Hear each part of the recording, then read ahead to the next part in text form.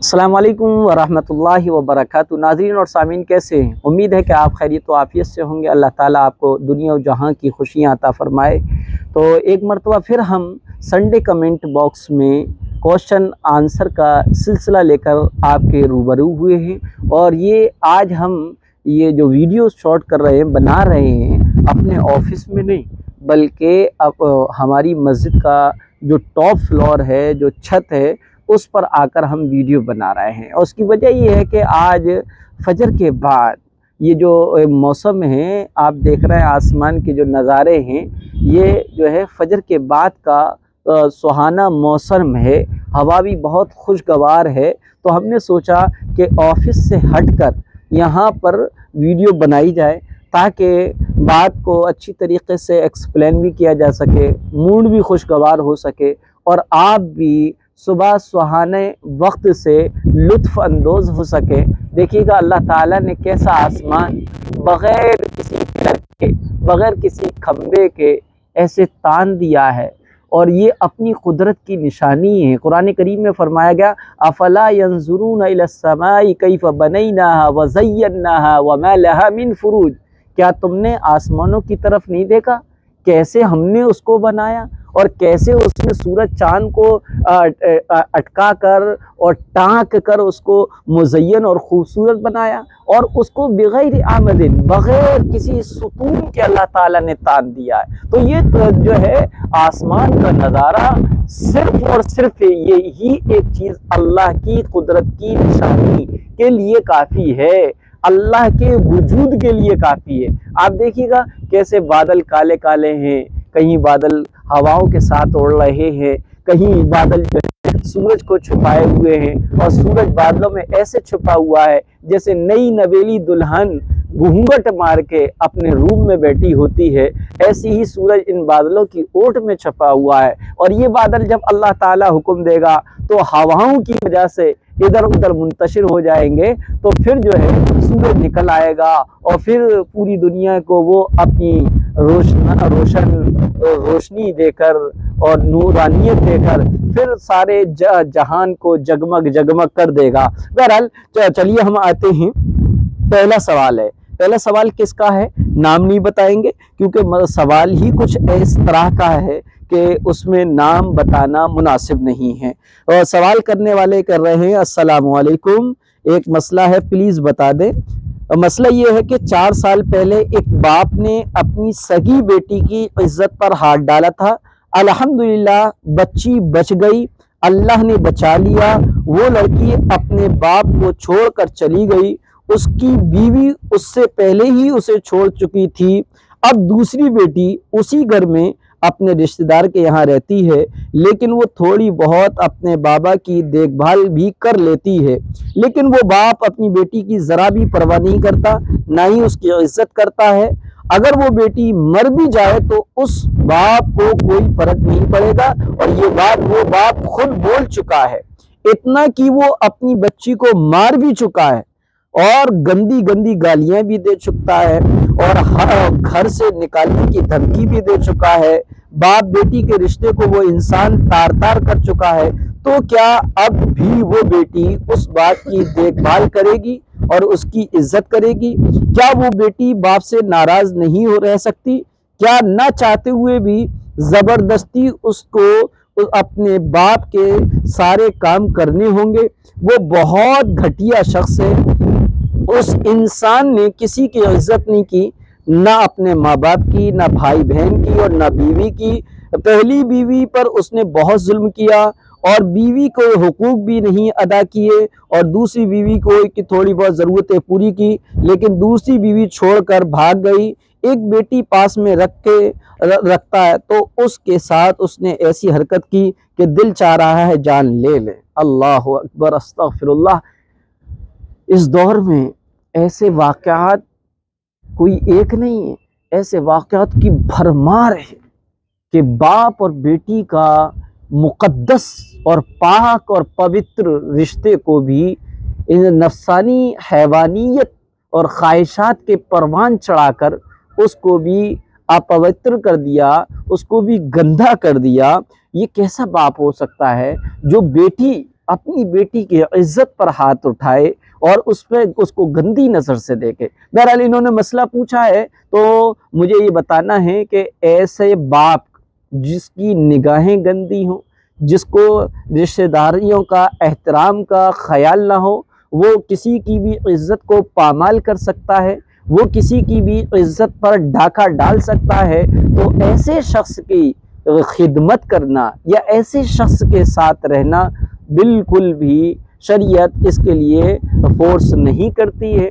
وہ بیٹی جو اپنے ایسے حیوان صفت باپ کے ساتھ رہ رہی ہے، اگر اس بیٹی کا ننیھالی یا ددیھالی کوئی رشتہ دار ہیں تو وہ بیٹی اپنے ننیھالی اور ددیھالی رشتہ داروں میں سے یا بھائی یا بہن میں سے کسی کے پاس چلی جائے اور اپنی عزت کی عصمت کی حفاظت کریں، اور ایسے باپ کا کوئی بھی کام کرنا ان کے ذمہ لازمی اور ضروری نہیں، بلکہ اپنی عزت کی حفاظت بے حد ضروری ہے، کیونکہ یہ عزت کی حفاظت، اپنے آپ کی حفاظت، یہ دونوں چیزیں ایسی ہیں جو اللہ تعالیٰ کا حکم ہے، اور حدیث میں آیا لا طاعۃ لمخلوق فی معصیۃ الخالق، کہ جہاں پر اللہ کی نافرمانی ہوتی ہو وہاں پر کسی کی بات نہیں مانی جائے گی۔ باپ ہے، ٹھیک ہے باپ ہے، لیکن یہ باپ تو پاپ ہے، اس کے ساتھ رہنے سے تو پاپ لگ جائے گا، عزتیں ختم ہو جائیں گی، لہٰذا ایسے شخص کے ساتھ جو کہ خود گھر سے بھی نکال لاؤ تو ایسی شکل میں گھر سے نکل جائیں اور اپنے ددیالی ننیالی کسی بھی رشتہ دار کے پاس رہ لیں۔ لیکن اگر کوئی بھی رشتہ دار رکھنے کے لیے تیار نہیں، یا کوئی بھی رشتہ دار ایسا نہیں ہے جن کے پاس وہ بیٹی رہ سکے، تو ایسی کنڈیشن میں وہ بیٹی مکمل حفاظت کے ساتھ محتاط انداز میں اسی باپ کے ساتھ رہے، لیکن اپنی عزت کا تحفظ بہت ضروری ہے، بہت خیال سے رہے، اور چونکہ اس باپ کے گھر میں رہ رہی ہے تو تھوڑے بہت کام کر دے تاکہ اس کا دل پسیج جائے، تاکہ وہ ظلم و بربریت کا مظاہرہ نہ کرے، اس لیے حکمت کے طور پر، حالات کے تقاضے پر وہ باپ کے گھر میں رہتے ہوئے اپنے اس کے تھوڑے بہت کام کر دے تو یہ اس کی اجازت ہے۔ لیکن اگر وہ پھر بھی باز نہ آئے تو ایسے باپ کا عزت احترام کرنا یا پھر اس کے خیال رکھنا، خدمت کرنا، تو کیا ہے، شریعت اس کے لیے فورس نہیں کرتی ہے۔ جی یہ عفیفہ ہیں، یہ کہہ رہی ہیں السلام علیکم مفتی صاحب۔ وعلیکم السلام۔ میری فرینڈ ہیں، ان کو آپریشن سے بیٹی ہوئی ہے 5 مہینے پہلے، تو وہ یہ پوچھ رہی ہیں بیٹی دودھ پیتی ہے کیا وہ روزہ چھوڑ سکتی ہیں کیونکہ بچی بہت چھوٹی ہے؟ دیکھیے دودھ پلانے والی عورتیں جو ہیں، اگر وہ اگر بچی اوپر کا دودھ نہیں پیتی، صرف ماں ہی کا دودھ پیتی ہیں، تو ایسی کنڈیشن میں اگر وہ روزہ رکھ کر بچی کو دودھ اور فیڈ کا ٹائمنگ ایسا سیٹ کر لے کہ جس سے نہ بچی بھوکی رہے نہ خود ان کو پریشانی ہو، تو ایسی حالت میں روزہ رکھ سکتی ہیں، کیونکہ روزے کی حالت میں بچے کو دودھ پلانے سے روزہ نہیں ٹوٹتا ہے۔ لیکن اللہ کا قدرتی نظام ہے کہ ماں کے دودھ جبھی اترتا ہے جب وہ کچھ کھاتی ہیں، یا پھر جو ہے وہ بعض مرتبہ ایسا ہوتا ہے سوکھی سبزی بھی کھاتی ہیں تب بھی دودھ نہیں اترتا، اس کے لیے شوربے والی سبزی کھانے کا اللہ کا نظام ہے، جب کھاتی ہیں تو دودھ ہوتا ہے، پھر بچہ بھی پیتا ہے۔ بہرحال اگر بچہ ماہی کے دودھ پر ڈیپینڈ ہو اور وہ دودھ پلانے میں کسی طرح کی کمزوری محسوس نہ کریں اور روزہ بھی رکھ سکتی ہیں تو روزہ رکھیں، تو اس کی کیا ہے ان کو اس پہ اجر ملے گا۔ لیکن اگر وہ کمزور ہیں، بچے کو فیڈنگ روزہ رکھ کر فیڈ نہیں کرا سکتی، تو ایسی صورت میں گنجائش ہے کہ روزہ نہ رکھیں، وہ گناہ گار نہیں ہوں گی۔ جی یہ پاکستان سے ہیں، نقشبندی صاحب ہیں، وہ کہہ رہے ہیں کہ السلام علیکم، ابو نے خواب دیکھا ہے کوئی اونچی جگہ ہوتی ہے، بہت شاید چھت ہوتا ہے، ابو کہتے ہیں میں گرنے والا ہوتا ہوں، کوئی بوڑھی عورت اور 2-3 لوگ آتے ہیں، پتہ نہیں کون ہوتے ہیں، مجھے اٹھا لیتے ہیں، ابو کہتے ہیں کوئی بوڑھی عورت مجھے اٹھا کر نیچے رکھتی ہے اور مجھے بچا لیتی ہے، اس کی کیا تعبیر ہوگی؟ اس کی تعبیر یہ ہے کہ بوڑھی عورت سے مراد دنیا ہے، اور 2-3 جو لوگ آئے ہیں وہ دنیا کا ساز و سامان ہے، لہذا آپ کے ابو یقیناً دینداری میں بہت آگے تک پہنچے ہوئے تھے، لیکن دینداری کے راستے سے کٹ کر پھر وہ دنیا کی طرف آئے اور دنیا نے ان کو اچک لیا، لپک لیا، بچا لیا اور اپنے آغوش میں لے لیا۔ اب شاید ان کی زندگی میں دنیا ہی دنیا ہے، اس لیے اس خواب میں اگر وہ دنیا دار ہیں تو ایسی صورت میں وہ اپنے دین کی فکر کریں، آخرت کی فکر کریں، جہاں جتنا رہنا ہے اس کے لیے اتنی فکر، اتنی محنت کریں۔ دنیا میں جتنا رہنا ہے اتنی محنت اور اتنی فکر کریں، آخرت میں جتنا رہنا ہے اور اس کے لیے اتنی محنت اور اتنی ہی فکر کریں۔ اور یہ ہم سب کا یقین ہے کہ دنیا فانی ہے، آخرت باقی ہے۔ اگر یہ کیا ہے، وہ یہ پہلے سے ان کی لائف دیندار نہیں تھی اور اب دنیا دار نہیں ہیں، وہ واقعی اب بھی جو ہے دین کا مزاج رکھتے ہیں اور دینی احکام پر عمل کرتے ہیں، تو ایسی صورت میں اس خواب کی تعبیر یہ ہوگی کہ وہ ان کو کاروباری اعتبار سے کچھ لاس ہوگا، لیکن اس لاس میں وہ سنبھل جائیں گے، اللہ کی مدد ان کے شامل حال رہے گی۔ جی یہ مہجبی ہیں، انہوں نے ایک ویڈیو بھیجی ہے، اس کو دیکھتے ہیں، پھر اس کے بعد ہم کہتے ہیں ہاں ضرور نہیں کھاتے ہو اور نہ کھاؤ گے فاتحہ کا، کبھی وہ دیگ والا کھاتے، فاتحہ والا نہیں کھاتے۔ کیوں نہیں کھاتے؟ اللہ کے رسول نے فرمایا جس کھانے پہ بسم اللہ پڑھا جاتا ہے وہ شیطان پہ حرام ہو جاتا ہے۔ ارے ایک بسم اللہ پڑھی تو شیطان نہیں کھا سکتا، چاروں پورے پڑھی۔ آگے نہیں کہوں گا اس لیے کہ آج کل جی تو یہ کوئی یوٹیوب کے مولانا ہیں، ان کا نام میرے ذہن میں نہیں ہے، بہرحال یہ مہجبی ہیں، انہوں نے یہ ویڈیو بھیجی ہے اور کہا ہے کہ مفتی صاحب اس کا جواب دیں۔ مفتی صاحب کسی مزار پر چادر چڑھا سکتے ہیں؟ کسی بھی مزار پر چادر چڑھانے کا ثبوت بزرگان دین، اولیاء اکرام، صحابہ اور دور نبی میں نہیں ملتا ہے۔ یہ چادر چڑھانے کو عبادت سمجھنا یہ بالکل غلط ہے۔ چادر کے بجائے جو ہے کسی ننگے کے جسم پر کپڑا دیا جائے، جس کے پاس کپڑے نہ ہو اس کو کپڑے پہنائے جائیں۔ قسم اللہ کی حدیث شریف میں آیا ہے کسی ننگے کو اگر کپڑا پہنایا جائے تو کپڑے کا ایک دھاگا بھی اس کے جسم پر رہے گا، تب تک کپڑا پہنانے والے کو ثواب ملتا رہے گا۔ یہ عرس اور یہ مزارات پر جو چادروں کا سلسلہ ہے یہ کہیں بھی دین کا کام نہیں ہے، بلکہ یہ بے دینی ہے، بے اصل ہے۔ اور رہا اس ویڈیو کا جواب، تو اب سنیے گا۔ جو لوگ یہ کہتے ہیں کہ فاتحہ کا نہیں کھانا چاہیے اور یہ فاتحہ کا ہے ہم نہیں کھاتے، تو دراصل وہ لوگ کم علم ہوتے ہیں۔